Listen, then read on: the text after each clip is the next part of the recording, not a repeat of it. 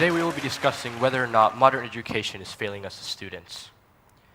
Now, the modern education system was designed to help us prepare for the future, whether that is to get jobs, help us succeed in life, get us to our future goals, or to help us leap into adulthood. Now, but what if I told you we haven't evolved within that in the last 100 years? All this technology was given to us as an opportunity to evolve, yet we haven't grasped it for the better good of the people. Let me show you why. Take this phone, for example. It was made over 100 years ago, and compare it to the iPhone or any other smartphone of your choice. And have a look at this car. It was made over 100 years ago, and compare it to our modern-day car. The possibilities are endless when it comes to evolution and technology around us. Yet, it doesn't seem like the case when it comes to evolving in education. We went from wooden boxes that had to be stuck on walls or poles to portable smartphones with touchscreens, and from cars that were man-powered and could barely drive up a hill to modern-day cars that are now eco-friendly, self-sufficient, and automatic driving cars. Now, you may think that a lot has changed, but you're wrong, especially when you compare a classroom in the 1900s and compare it with a modern-day classroom. Now, I have a suggestion to help us in general learning, and that is to get rid of core subjects. I'm not saying you shouldn't do math or science, but I'm saying once you enter your secondary life, you should be able to choose what subjects you want to do when you pursue your future career. Now, the world today is led by people in society who think creatively, innovatively, and independently. Now, by choosing your subjects you enter secondary, you get all those things together. You become independent.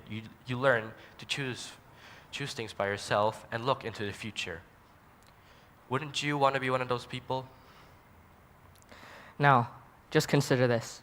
An average secondary student spends 7,000 hours in their secondary education. An average secondary student spends 1,000 days in their secondary education. Now, let me ask you a question. How many of those 7,000 hours, how many of those 1,000 days are truly valuable?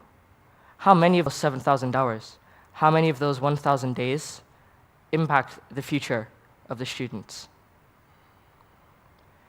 Now, everyone in this room has a different dream, a different interest, something different that they want to do with their lives. If that's the case, why do we all learn the same things, sat in the same classrooms, getting given the same homework and sitting the same exact exams? And most of those 7,000 hours and most of those 1,000 days are spent sat at desks, writing.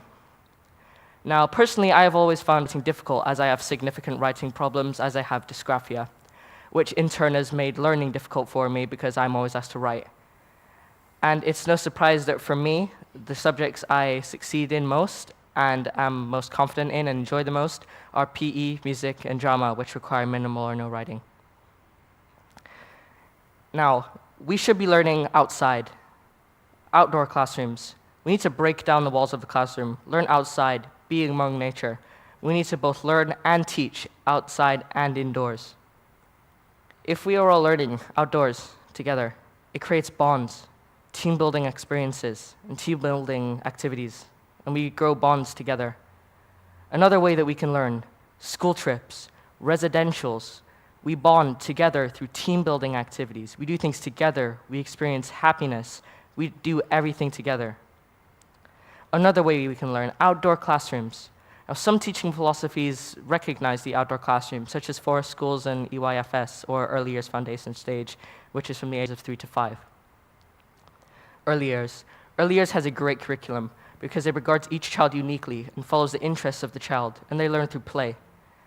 And children in early years, they learn the same amount of time indoors and outdoors equally. Now I'm going to talk to you about how we use the internet and modern-day technology today in classrooms.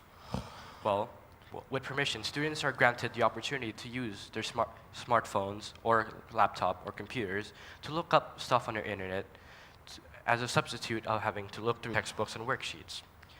Yet we also given the privilege of having smartboards that help showcase presentations as well as show videos.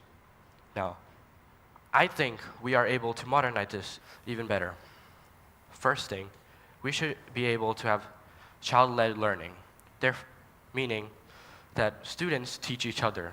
Now, this is a suggestion as many students, they have a better bond with one another rather than having with teachers. And for example, you may not understand this, and many students, they have a fear of asking, or as they might be made fun of, or they just have a fear of asking the teacher. Well, with having child-led learning, students will be able to eradicate those fears and ask those questions without being pressured. Another one of these examples is to be self-taught. Now, this can either be done in groups or individually. As being self-taught, you should be able to learn at your own pace and learn with others. Now, by being self-taught and learning at your own pace, you won't have a fear of moving too fast from topic to topic, as you should be able to feel like you're ready to progress as you go through your secondary life. Finland. The Finnish education system is one of the best education systems and one of the most successful education systems in the world to date. And why is the Finnish education system so good? The Finnish education system has the shortest school day of the year, 5 hours, and it's the shortest in the developed world. Outdoor learning sessions are also embedded as part of the core curriculum. And teachers and students have a very strong relationship, a very strong bond, and a great mutual respect for one another. Students in Finland are also encouraged to call teachers by their first Christian name, further strengthening their bond and mutual respect for one another. Students in Finland wear non-uniform and to promote individuality, and they are promoted to express themselves and relax during their lessons. Now, I'm going to expand on Billy's idea.